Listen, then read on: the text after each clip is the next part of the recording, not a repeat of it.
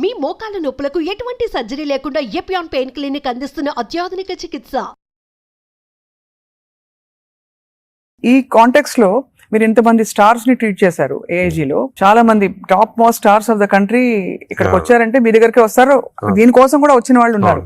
వాళ్ళలో మీరు నోటీస్ చేసిన హెల్దీ హ్యాబిట్స్ ఏంటి సార్? అమితాబ్ బచ్చన్ గారు చాలా మంది వచ్చారు కదా సార్. చాలా నేను నోటీస్ చేసానంటే, ఒకటి ఓల్డ్ స్టార్స్, కొత్త స్టార్స్, వాళ్ళని కూడా ఓల్డ్ స్టార్స్ కూడా చాలా మందిని ఐ టు ట్రీట్ అండ్ ఇప్పుడు కూడా కొంతమంది వస్తుంటారు. Old stars, new stars difference ఏమంటే, ఈ కొత్త generation they are very health conscious.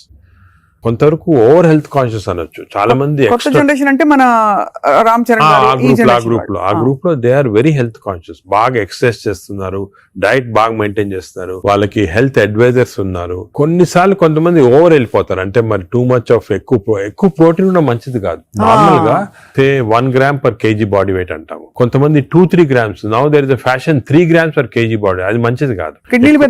Kidney పైన ఎఫెక్ట్ జనరల్ గా మంచిది కాదు. కరెక్ట్ ప్రోటీన్ తీసుకోవాలా. ఈ కొత్త స్టార్స్ ఏమైనా they are going very balanced. వాళ్ళ ఎక్సర్సైజ్ ప్యాటర్న్ గానీ, డయట్ గానీ, అంటే they are conscious that there should look good for people to see them అని చాలా బాగా చేస్తారు. In fact they are the healthiest people. ఇప్పుడు they are very restricted in their alcohol intake గానీ, దాంట్లో కూడా చాలా రిస్ట్రిక్టెడ్ గా, చాలా కేర్ఫుల్ గా వెళ్తున్నారు. పూర్వకాలం అంత ఉండేది కాదు. కొంతమంది ఎక్స్ట్రీమ్స్ కి వెళ్ళిపోయేవాళ్ళు ఇంట్లో, అండ్ వాళ్ళు పెద్ద ఎక్సర్సైజ్ అది ఉండేది కాదంతా. బట్ ఇప్పుడైతే డెఫినెట్ చేంజ్ ఉంది. The present generation of stars are very health conscious. They are maintaining, almost అందరూ అదే అనుకోవచ్చు, దే ఆర్ మెయింటైనింగ్. అది లేకపోతే they won't stay long in the industry. Sir, external supplements, vitamin supplements అన్ని అవి observe అవుతాయా? External supplement లో చాలా కాంట్రవర్సీస్ ఉన్నాయి. కొన్ని మంచి సప్లిమెంట్స్, కొన్ని కాంట్రవర్షియల్ సప్లిమెంట్స్, కానీ హార్మ్ఫుల్ సప్లిమెంట్స్ అనేది తీసుకోకూడదు. చాలా వరకు ఈ supplements, for example B complex అనుకోండి, vitamin D to some extent people తీసుకున్నారు. దానివల్ల హార్మ్ లేదు, కానీ కొంతవరకు బెనిఫిట్ ఉండొచ్చు. ఫర్ ఎగ్జాంపుల్ ఇయర్లీ మీరు 3 times a year ఒక 2 months వైటమిన్ D తీసుకున్నారు అనుకోండి, సండే అలాగా, దట్ ఇస్ ఓకే. ఎందుకంటే మన అందరిలో వైటమిన్ D డెఫిషియన్సీ ఉంటుంది. అదే B12 ఫోలిక్ యాసిడ్, ఈ రెండు కూడా డెఫిషియన్సీ, ఎస్పెషల్లీ వెజిటేరియన్ లో B12 ఫోలిక్ యాసిడ్ రెండు డెఫిషియన్సీ ఉంటుంది. అది తీసుకున్నా హామ్ ఏం లేదు. ఒకవేళ అది ఎక్సెస్ అయినా కూడా యూరిన్ లో పాస్ అయిపోతుంది. కొన్ని లిటిల్ కాంట్రవర్షియల్ అంటే NADH అని ఉంటుంది అన్నమాట. అది చాలా మంది తీసుకుంటున్నారు ఈ మధ్యన. ఏంటి సార్ అది? NADH అనే టాబ్లెట్ మజిల్ కి మంచిది, మైటోకాండ్రియాకి మంచిదని. అది రిసర్చ్ లో కాంట్రవర్షియస్ ఉన్నాయి. కొంతమంది ఏమో మంచిది మజిల్ బిల్డ్ చేయడానికి, కొన్ని ఏమో మంచిది కాదంటారు. అటువంటి వి డోంట్ రికమెండ్ డెఫినెట్లీ.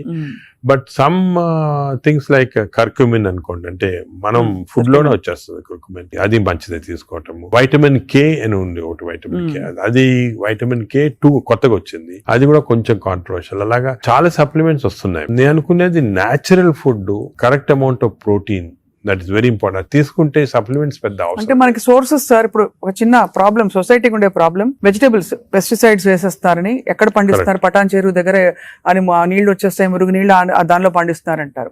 పాల పదార్థాలు, ఆవులకి యాంటీబయాటిక్స్ ఇంజెక్షన్స్ ఇచ్చేస్తారు, అది మనకు వచ్చేస్తున్నాయి అంటాం. కోళ్లు, ఎగ్స్ కూడా సేమ్ థింగ్, న్యాచురల్ గా కేజ్ ఫ్రీ, అదే ఫ్రీ బర్డ్స్ అని, అదొక ప్రాబ్లమ్. ఇంకా పోతే ఇంకా మిగతావన్నీ మనకు తెలిసినవే. ఫ్రూట్స్ సేమ్ థింగ్, కార్బైడ్ పెట్టి పండిస్తున్నారు. సో మనిషి వెతుక్కుంటున్నాడు సార్, ఏం తినాలి, ఎలా తింటే బెస్ట్, నేను ఇంకా కొంచెం ఆరోగ్యంగా ఎక్కువ కాలం బతకచ్చు. అంటే మీరు చెప్పింది చాలా కరెక్ట్. ఇది ఒక పెద్ద టాపిక్, సెపరేట్ టాపిక్, ఈ రోజు మనం డిస్కస్ చేస్తాం అంతా.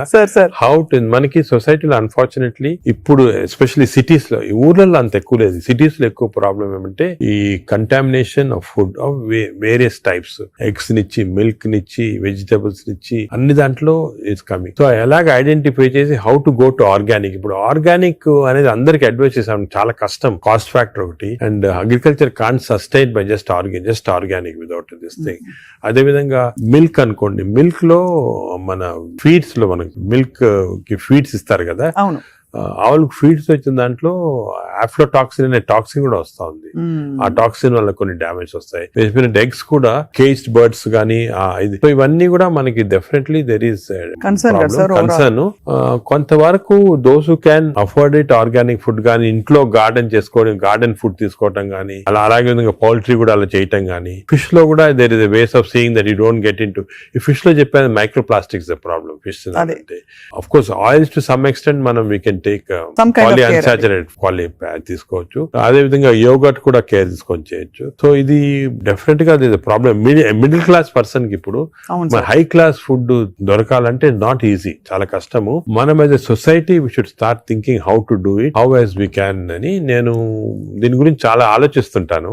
ఒకసారి మనం డిస్కషన్ కూడా పెట్టుకుంటాను. తప్పకుండా sir, that be wonderful sir. Of course మీరు మీ కాలక్రమంలో మీ జర్నీలో how has your diet evolved? ఇప్పుడు మీరు బయట ట్రావెల్ చేస్తూ ఉంటారు, ఎయిర్లైన్ ఫుడ్ ఆల్వేస్ మంచిది ఉండొచ్చు ఉండకపోవచ్చు, మీరు ఎలా కేర్ తీసుకుంటారు? నేను ఐఎమ్ వెరీ కేర్ఫుల్. నేను డయట్ గురించి గత 10 years గా ఐ ట్రాన్స్ఫార్మ్ మై సెల్ఫ్. ఇంత ముందు ఈ నాలెడ్జ్ ఉండేది కాదు. And as you age it becomes also important. నేను చాలా ట్రాన్స్ఫార్మ్ అయ్యాను. Diet I'm very careful. For example carbs complete గా ఆపేసాను. ఇప్పుడు ఓన్లీ మిల్లెట్స్ అటువంటి తింటాను. కార్బ్స్ తినాలంటే చాలా హై వెజిటబుల్స్ తింటాను నేను. Vegetable almost maximum food is full of vegetables, green vegetables, broccoli, berries, ఇటువంటివన్నీ చాలా ఎక్కువ. స్టీమ్డ్ బెటర్ కదా సార్, రా కంటే స్టీమ్డ్ బెటర్. రా కాదు, steamed is always better. Stir fried కూడా పర్వాలేదు, provided use the correct thing. Oil.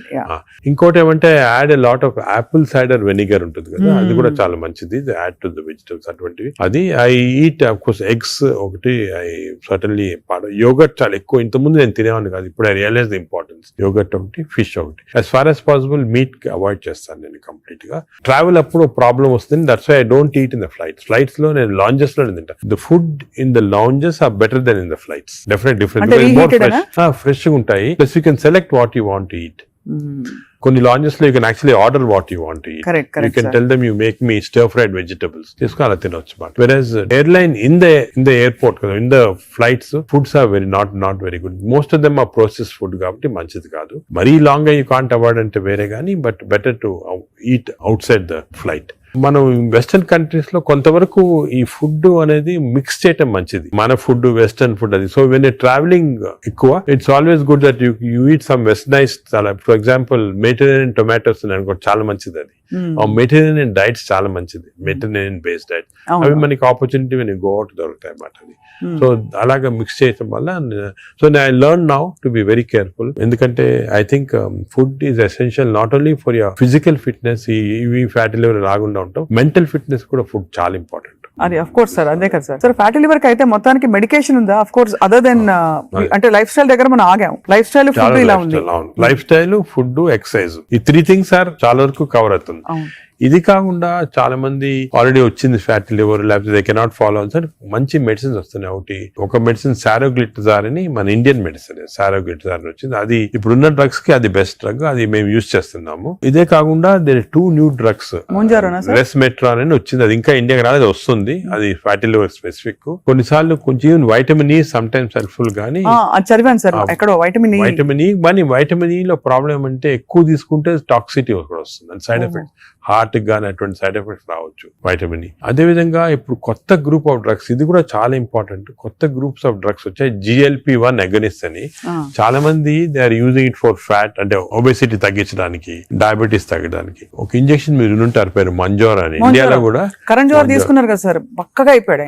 అంటే ఆయన చెప్పలే తీసుకున్నట్టు అనుకుంటున్నారు అందరూ. అదే అది ఒక విషయం. చాలా మంది నేను అనుకునేది హై సొసైటీ హైదరాబాద్ లో 50% తీసుకుంటారు ఈ GLP-1 agonist. They are also మంచి డ్రగ్స్ అవి. అది ఏం చేస్తాయంటే బాడీ న్యాచురల్ లో, బాడీలో GLP-1 అనేది ఇంటెస్టైన్ లో ప్రొడ్యూస్ చేస్తుంది, గట్ మైక్రోబయామ్ ప్రొడ్యూస్ చేస్తుంది. సో ఇంపార్టెన్స్ ఆఫ్ ఇంటెస్టైన్ కి గట్ మైక్రోబయామ్ దీని వల్ల వచ్చింది. They are producing central. అవి ఈ ప్రొడక్షన్ వెళ్ళి బాడీ అంతా కంట్రోల్ చేస్తుంది అన్నమాట, అన్ని రిసెప్టర్స్.